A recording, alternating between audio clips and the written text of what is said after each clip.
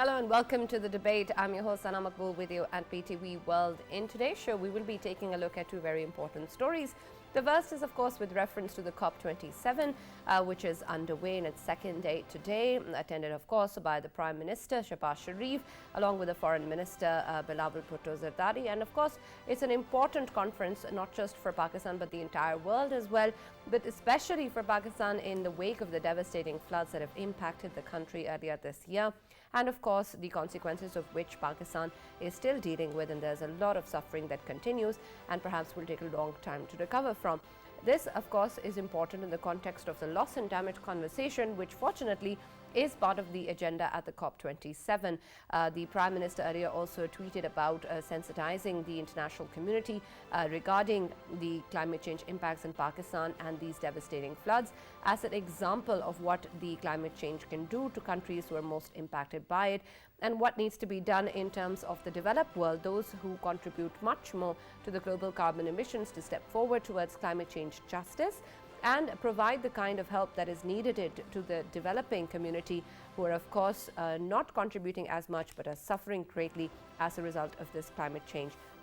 This, of course, is an important conversation to have, and we're going to figure out how exactly this is going to result in something tangible in terms of the kind of infrastructure with regards to financial institutions, and the distribution of such pledges or commitments made can actually happen. There are, of course, other commitments that have been made in the past at previous such summits, which unfortunately also have not been entirely fulfilled. And because of that, there is, of course, a lot of question marks also being held internationally on this particular summit, whether or not we're going to be achieving the kind of benefit and the kind of urgency that is required from the global community, since the UNSG also said that this is something that requires working together, requires global action.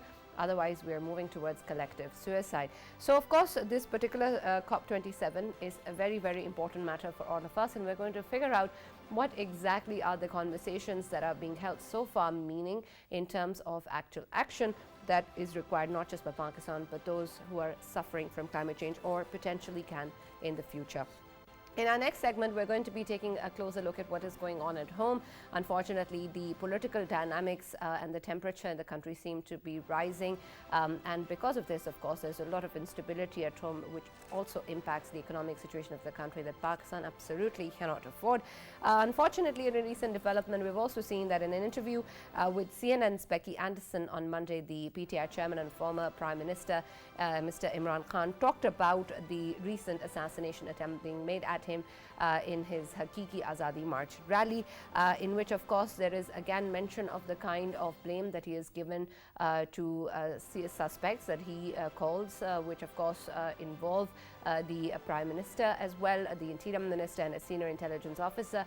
And these, of course, point towards even increasing instability and, of course, allegations which do not seem to be backed by evidence. Unfortunately, even in the interview with CNN, he was asked about the kind of evidence that is there, but he was unable to provide it, and he talked about how he, since was the target, he cannot give that information, but that because he was the Prime Minister, because he has connections within the intelligence agencies, that is how he had the information. That was what his source was, and that was because there are people within the institutions as well who support him and who claim that whatever is going on in Pakistan is not something that they can tolerate. This, of course, is what is being talked about by the PTI chairman and the former Prime Minister.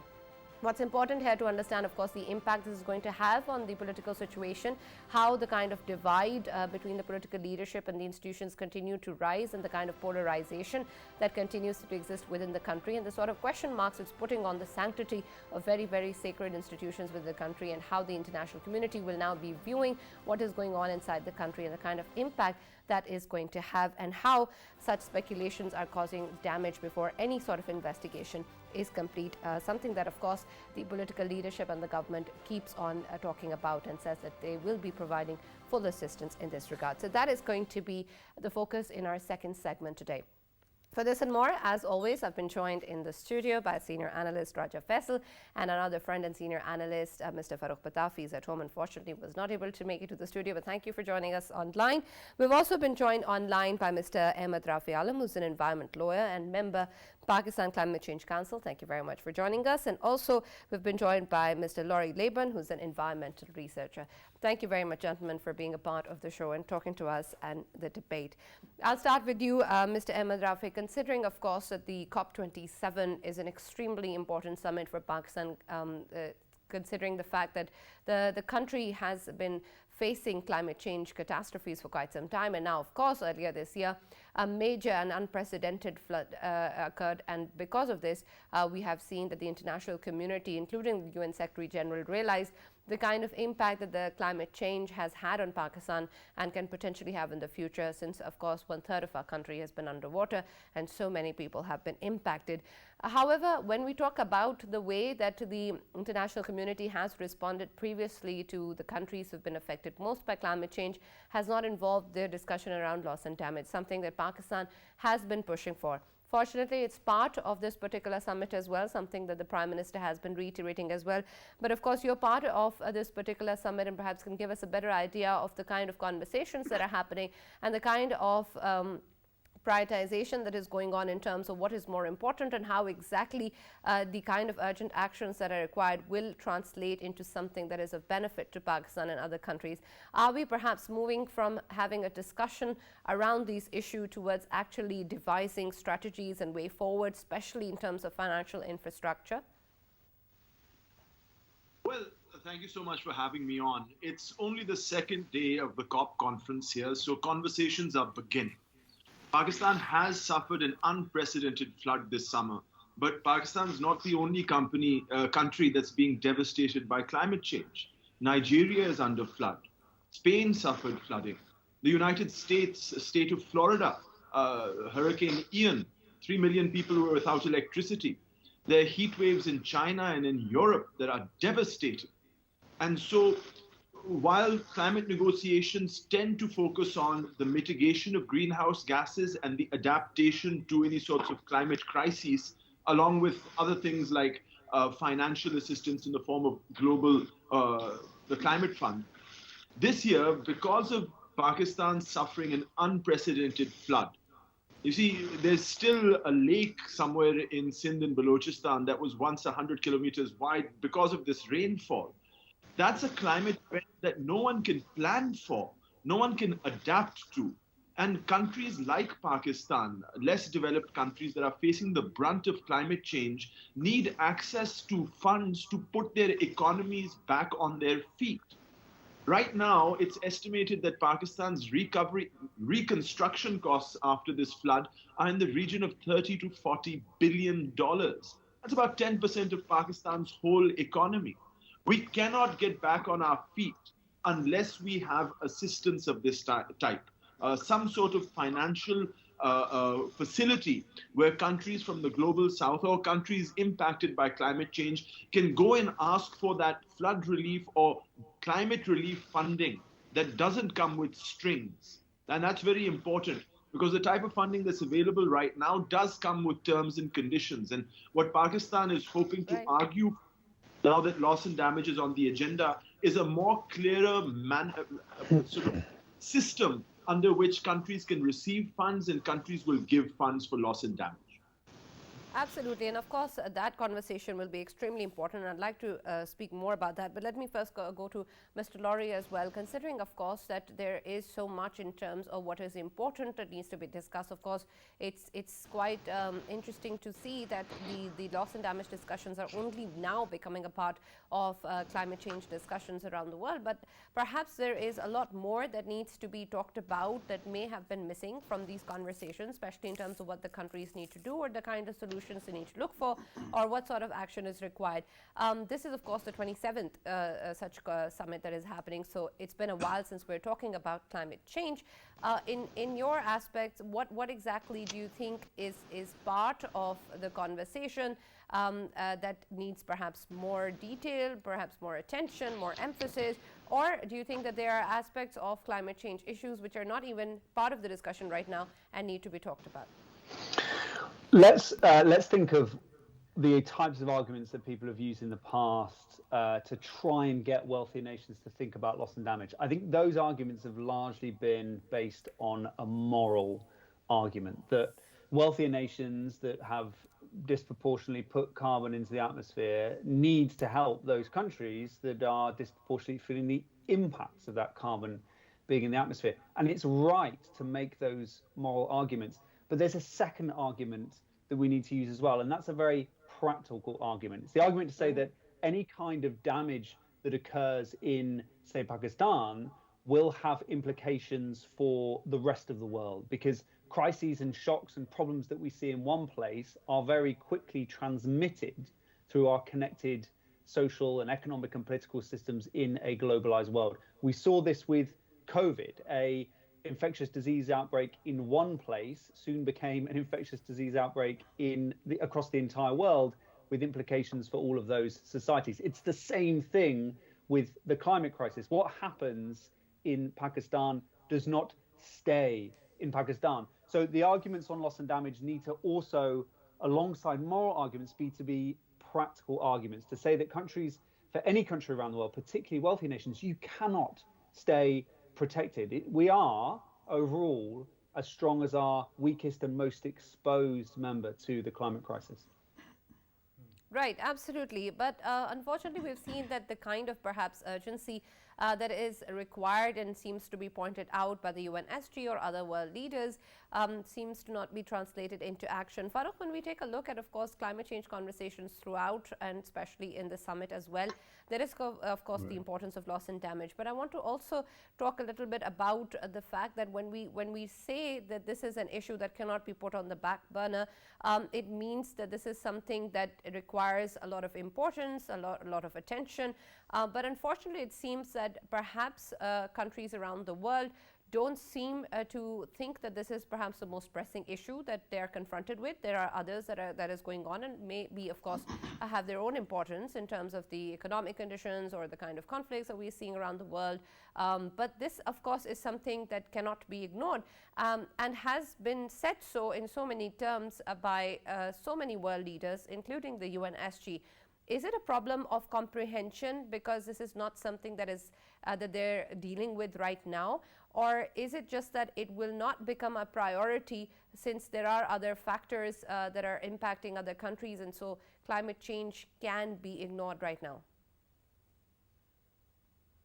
Right, Sana, I think it is a good question because we have been debating this for quite some time and we have been following the debates in the Western capitals as well, where what we have seen so far is particularly there is a rise of climate denialists, and that is quite evident. And Donald Trump, former president, was one of them, right? So in democracies, because most of the wealthy nations are democracies, everyone gets a say. And then it becomes quite a difficult thing to actually pass any kind of financial commitment, approve any financial commitment that might not impact the lives of the people inside the country.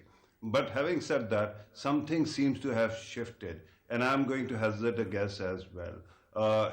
So far, particularly when it came to Paris Agreement, there was a commitment that there is going to be a fund that is going to take care of climate resilience and climate-related transition. But so far, this loss and damage was being vetoed. Last year, at Glasgow also, we saw that wealthy nations actually vetoed it, and they were saying that they need 3 years to consider the matter, whether it can be part of discussion or not. But now what we have seen, within 1 year, it is on the agenda. So what has changed so far? I think the biggest thing that has come forward is Pakistan's case. I understand that heat waves are also impacting Europe. Floods are also impacting America itself and Latin America as well. But the biggest exhibit that we have seen so far is Pakistan. And in many ways, we are lucky because most of the climate-friendly people at this moment seem to be calling shots all over the world. UNSG actually came to Pakistan and you interviewed him. He also, put his entire, institution support behind Pakistan. Similarly, UK's new king is also very clearly pro climate change, management policies. Similarly, in Europe also we are seeing a rise of green parties, and they are also supporting these causes. And finally, even in the US at this time, the president who is in command, although we don't know whether his power is going to shake up tonight because there's an election going on in the US as well. But what we have seen is that there are people all around who are simpatico and who are sympathetic to Pakistan's cause. So this is a good time to actually advocate for this. And I have what we have seen so far, the Secretary General of the United States stepping forward and very clearly saying that Pakistan needs some kind of credit swap. So that Pakistan can take care of its climate crisis. I think that is good news. And on Pakistan side, the Prime Minister and our team, our climate change minister, our foreign minister, they are great advocates as well. So I think Absolutely. at this moment, Pakistan's cause is being pushed forward, but let us hope, let us see what exactly comes out of it. Very true. Ahmed Rafi Saab, when we talk about obviously Pakistan is one of the worst hit by climate change, and of course we saw that 1/3 of the country it was underwater, and still our economy has been affected by it, and people at large they need help, and we have high hopes for COP27. But if in case we do not get the desired result from this in terms of climate justice, what other ways we have to seek that justice? Where can we go? Is there a chance that we might end up going towards International Court of Justice, sir? And Ravi Saab, considering of course that this is important in terms of holding the countries accountable to their commitments, and whatever is being said and promised, that we actually see that happen. But of course this is not a binding forum, and so neither is the UN. And so because of that, we see that a lot of commitments that are being made don't actually see any sort of fulfillment. And then there's of course what Farooq was talking about, the change in democracies in countries around the world. They'll have their own agendas. How do we ensure that whatever we decide on actually does happen? Well, okay, there are a couple of questions. One correction, it is a legally binding forum. Let me try and It is a respond to legally the- binding forum. Yeah, Ahmed. Right. Well, you see, the COP process is a collaborative process by unison, by consensus. And it's not a funding organization. You have to understand this. The UNFCCC process is not a process which is like a sort of flood relief call that the United Nations gives. It's a very different type of organization. I think we have to keep a realistic sense of the challenges of a loss and damage system. Because you see, you have countries that need to give money and countries that will receive money, and there's still unsettled questions about how this will work. Countries that will be giving money, first of all, do not want to be accused of any liability towards climate change. As a matter of fact, the loss and damage conversation so far specifically excludes any liability of global north countries. Not just that, there's a big debate, not just of getting the money into something like a loss and damage facility, which is going to be difficult, but then how much does each global north country pay? There is still a system that needs to be worked out so that we can see something over there. Now, when it comes to countries receiving money, there are, of course, accusations and many times unjust of corruption against countries. But I think countries receiving loss and damage funds will have to have a mechanism in place, a transparent mechanism that shows the world that the money they're receiving is going to be spent on the right people and for the right thing. And these, again, are questions that haven't been answered yet. And one hopes that the COP process, the next 2 weeks, can yield some sort of framework or perhaps a roadmap so that by next year we have a framework in place that everyone has agreed to that can provide a finance facility. Now, to answer Farooq Saab's question about the International Court of Justice, the access to the International Court of Justice can only be done if you are guilty of a war crime or a breach of the Geneva Conventions. Ecocide is not such a crime unless adopted by the International Court of Justice, and there are moves afoot to introduce this as a legal concept so that there can be criminal liability attached to the wanton destruction of the earth.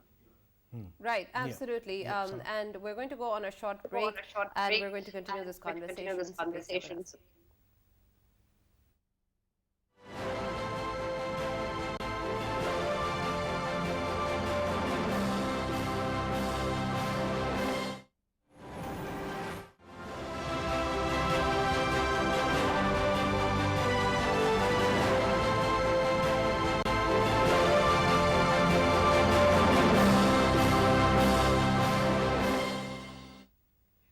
Welcome back to the debate. We're talking about the COP27 and the way that the climate change conversation around the world needs to evolve to help actual issues in countries like Pakistan facing, of course, the kind of potential damage that can occur. I'll come to you, Mr. Lawrie. Considering, of course, that there's so much going on, there is also the kind of initiatives that we see coming in from countries, also including Pakistan and others who are doing things at home and also doing taking initiatives bilaterally or as a regional effort as well. One such initiative is, of course, the Middle Eastern Green Initiative as well, and there's so much that Pakistan is doing in its own capacity too. But there are two aspects that I want to explore further. One with reference to how much of this particular initiative at home or any such efforts by countries such as Pakistan who are facing climate change issues can actually have an impact on the way that this damage is potentially going to harm them in the future also, if it is not backed by the kind of global action that we require.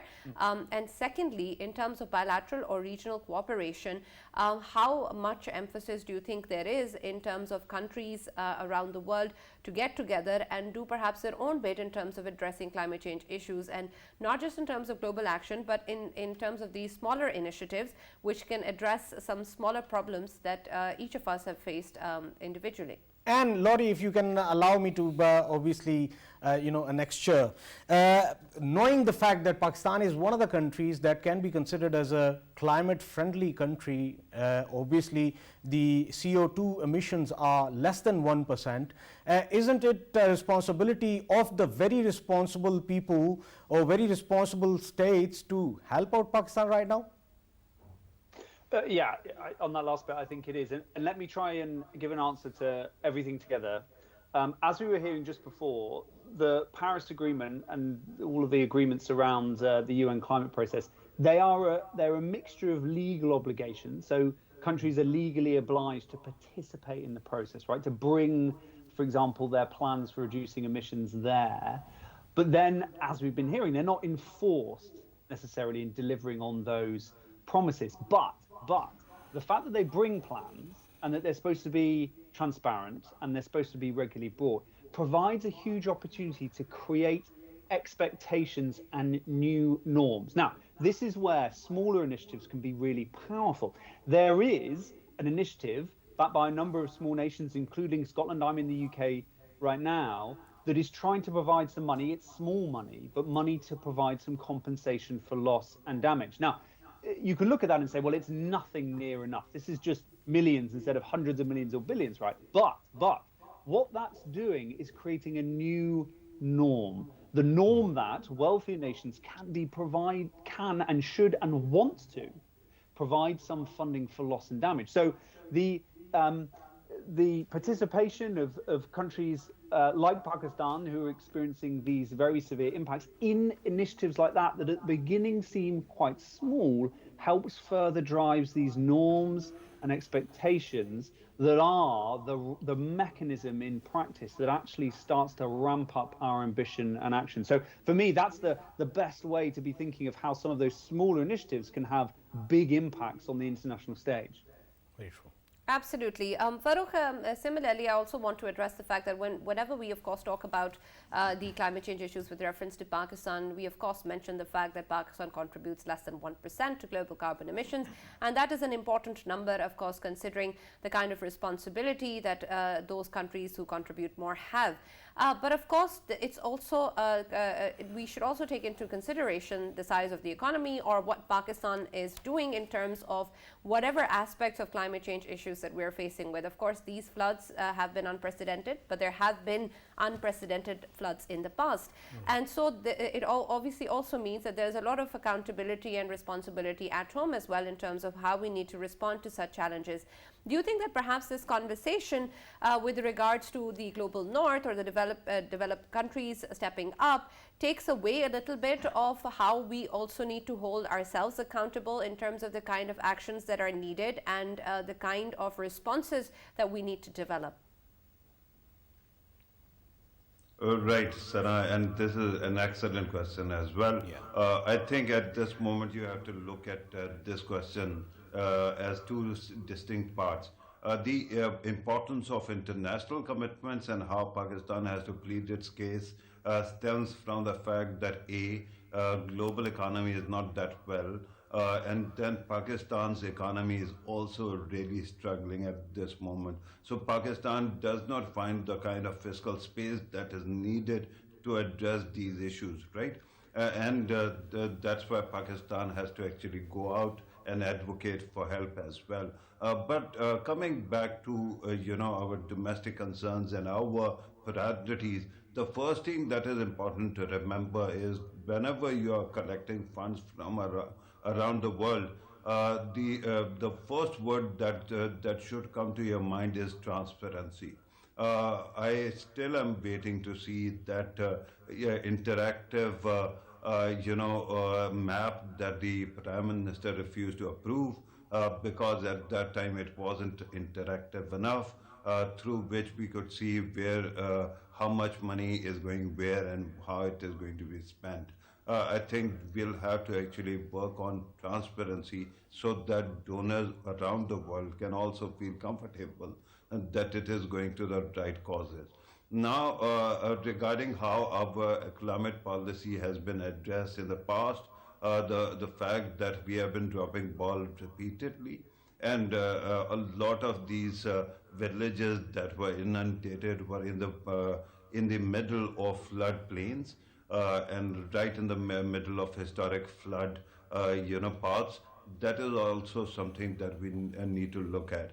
Pakistan has already actually supplied the COP process with its NDC, but Pakistan still has to do more, because at this time Pakistan has to show to the world how exactly can it change various parts of what is contributing to our flooding situation. For example, if there is a concern about drainage system, how exactly are we going to address it once we get the kind of cash or money that is needed? Similarly, when it comes to resettling of these people, where exactly will they be resettled? What exactly are the measures that we can bring in to ensure that our channels are really stringent enough that they don't actually get impacted whenever there is more water than is needed. Right, absolutely. And Rafi Saab, of course, considering the fact that when these devastating floods hit Pakistan, we, of course, talked about climate change justice. And this was something that was reiterated by the UN Secretary General as well in the international community. And then we got a very good chance to talk about our case at the UN General Assembly session as well. But since the UN General Assembly to COP27, perhaps it seems that there's been a dialing down of the kind of efforts that are required in terms of prioritizing this as an issue for Pakistan. And perhaps because, of course, there's a lot of other concerns that Pakistan is currently dealing with. But there is perhaps a small window where we really need to work on towards the countries who are actually listening to us or responding to us, and to also make sure that the kind of commitments that were made, the pledges that were made, are actually collected. What sort of efforts are going towards actually collecting those pledges that were made towards helping Pakistan? And then even moving forward, of course, once the COP27 ends, what will Pakistan do what's the plan that Pakistan has in terms of not letting the world forget this climate change catastrophe? Because, of course, there's so much going on, and it's our responsibility to remind the world that we're still suffering. And Ahmed Rafi Saab, is this COP27 going to help us in Paris Club, sir? The the Paris Club, see, COP is not a financial organization giving money. So it's nothing like the Paris Club and debt relief and so on and so forth. And that conversation has to happen there. It's a very important conversation, but it has to happen there. And it might involve things like debt swaps or debt relief. It was something back in the 1980s where the United States helped a whole bunch of Latin American countries that were facing bankruptcy and converted their debt into bonds. And that was done for the simple reason, quoting Laurie earlier, because those other countries were too important to have fail. And so that's an argument for the Paris Club. We have to be realistic about COP. COP is a process which sets down rules and regulations about how countries are supposed to mitigate greenhouse gases and how they're supposed to adapt to the challenges of climate change. Now, you can't ask for too much blood out of this particular stone over here. We've managed Pakistan, and its devastating flood has given the United Nations an opportunity to present Pakistan as a perfect case to generate a loss and damage or the foundations of a loss and damage framework. What we need to capitalize on at this COP is our chairmanship of the G77 bloc of countries, which is a huge negotiating bloc, so that we can raise these arguments and build momentum for the diplomats and the negotiators to come up with some sort of solution that is beneficial for all. Absolutely.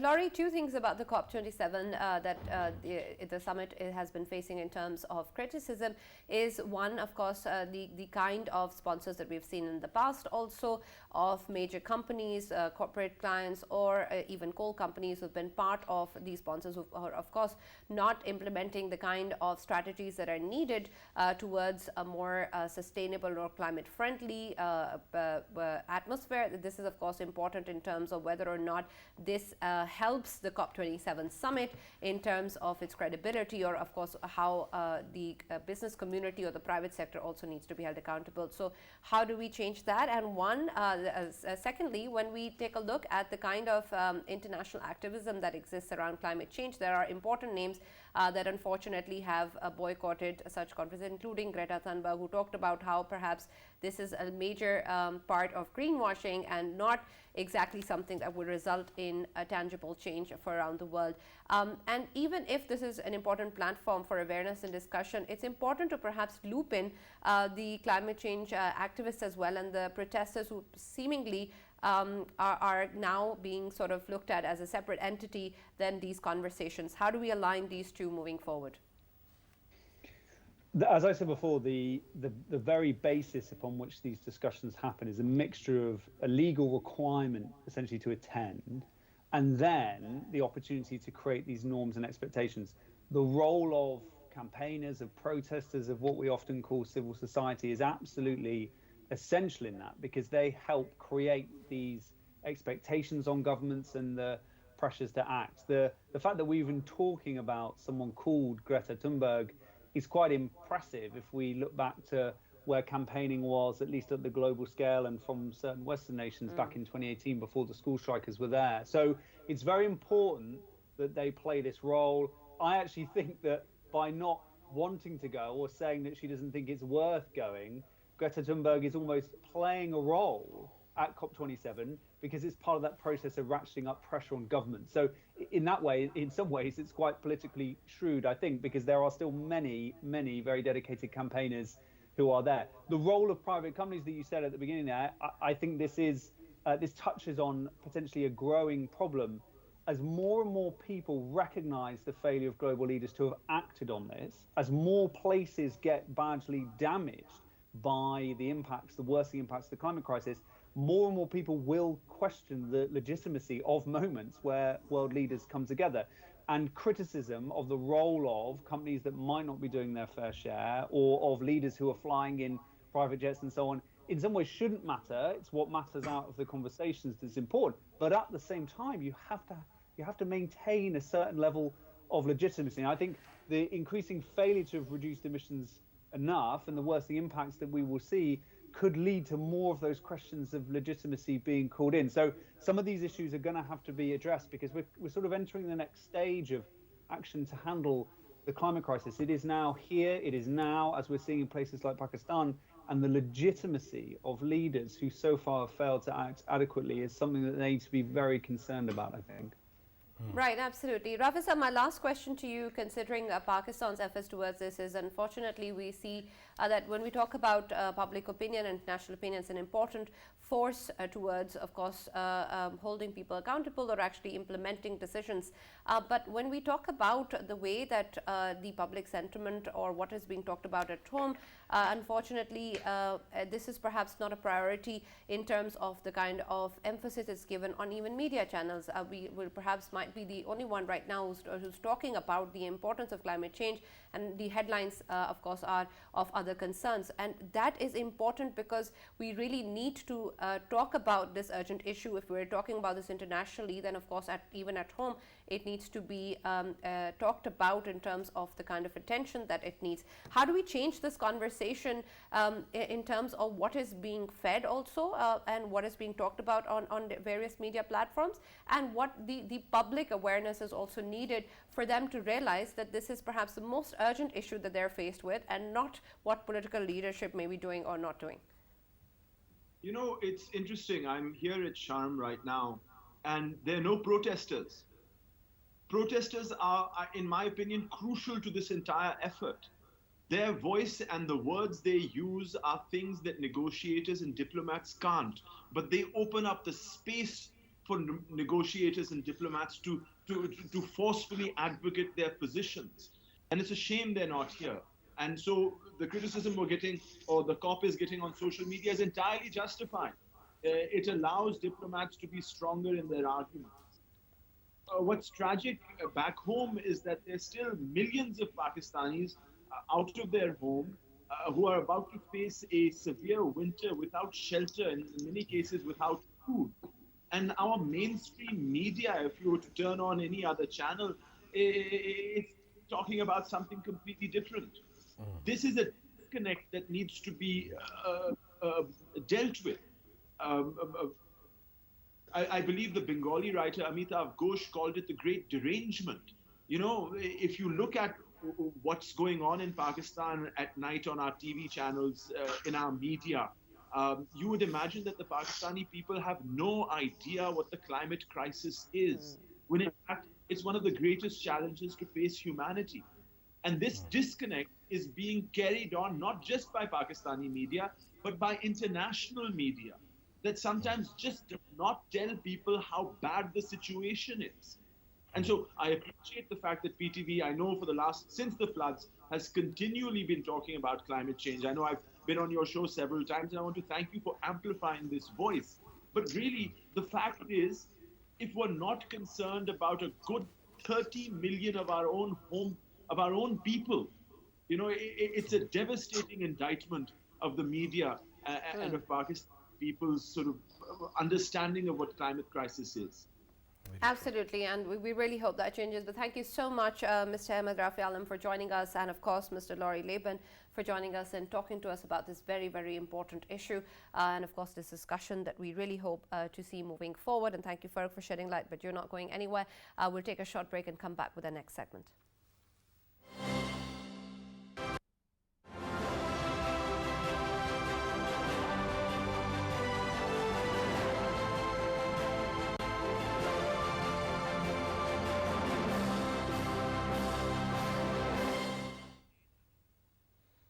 Welcome back to the debate. We're now going to be talking about what is going on politically at home, especially in light of the PTI chairman and former Prime Minister's recent interview to Becky Anderson at CNN, where he again talks about his assassination attempt and talks about the people that he has blamed, which include the Prime Minister, the Interior Minister, and a senior intelligence officer, and says that his source of information is also among the ranks in the intelligence agencies. Farooq, when we take a look at this particular interview, it's of course it's quite impacting in terms of the kind of information that the international community seems to be getting out of Pakistan, and also what it is doing to the very increased polarization at home and the way that the intelligence agencies and armed institutions, which are of course very, very sacred, are being represented in this light that the PTI chairman keeps talking about. However, of course, he has been so far unable to answer the question of any evidence backed by this, and is talking about these speculations prior to any investigation.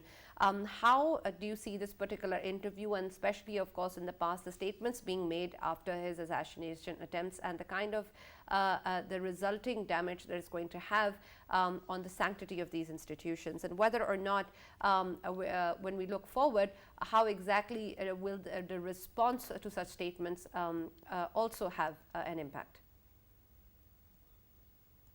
Right, Sana. First of all, regarding this interview, Becky Anderson is a pro. She is one of excellent journalists that I've been following over years. So it was a good interview, and that's why whenever Imran Khan Sahib actually made some unfounded, claim, she actually called for evidence. Having said that, let me actually bring you back to Pakistan itself. When this assassination attempt, or whatever you may call it, took place, you, I, and Raja Saab all categorically condemned it, right? And it was a sad moment because things of this sort should not happen. But having said that, after that, what we have seen is very strange. Let me go take your imagination to yesterday's events, where one of the protesters actually climbed up a pole, and while protesting there was electrocuted to his death. And that is not all, Sana. Ambulances have been stopped throughout the country throughout today, and that is also very sad. The question at this moment is, what point are we trying to make? Imran Khan Sahib says that certain people in intelligence agencies might be actually behind the attack. The biggest question is, he says that his supporters are within these bodies, and they keep on telling him that this might happen. The question is, why did they not do anything to stop it? And mind you that he is particularly talking about an institution within an institution that is meant for counterintelligence.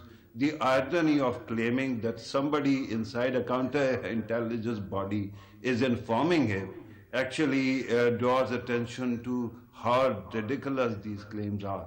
So what saddens me at this moment is that a person who has been respected, who has been honored throughout his life, and again, this institution has also been supporting when he was actually in power. Why would he undermine these institutions? This is very sad. Absolutely. And Faisal, considering, of course, that his popularity is growing day by day, there is, of course, the kind of belief that exists perhaps within the PTI followers as well as to what is being claimed, as to what is being said. And that, of course, saddened, as we all were, by this assassination attempt, and we all condemned it.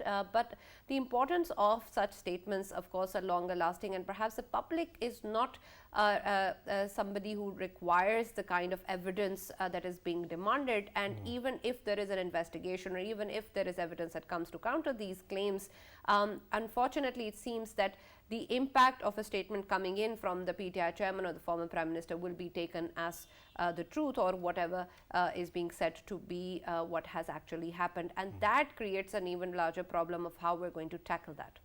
Yeah, Sana, if we talk about whatever is going on, of course, there are 3 points I want to make. Number one, of course, Imran Khan, he is a leader of a certain number of people of Pakistan right now.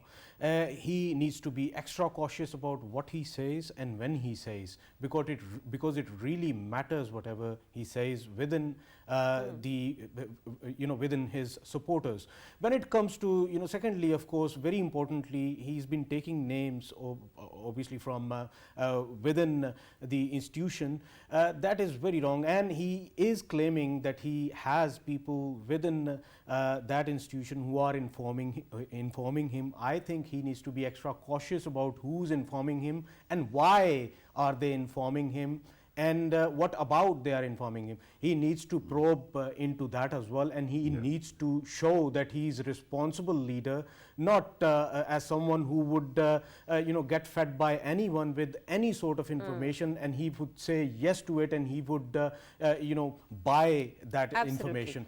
And thirdly, I think there should be a probe, and that probe should decide who is responsible for attacking a leader. And of course, whatever happened to him, whole people of Pakistan, they were concerned about it. Prime Minister of Pakistan, he shown his concern. The government shown its concern. Right. So everyone shown its concern. Absolutely. So I think there should be a probe, and Yes. he should wait for the time when the probe is done, so that we know who has done it. And there shouldn't be, of course, as you said, Yeah. no speculations prior to the probe. And we really urge the public also to be careful of what they believe to be true. But thank you very much, Faisal and Farokh, for joining us as always and talking to us about these important issues. What we really hope is that the kind of responsibility that is needed from our leaders and also from our public prevails, and we get to see something happen which is good for Pakistan, both politically and economically. That's all that we have from the debate. We'll see you tomorrow.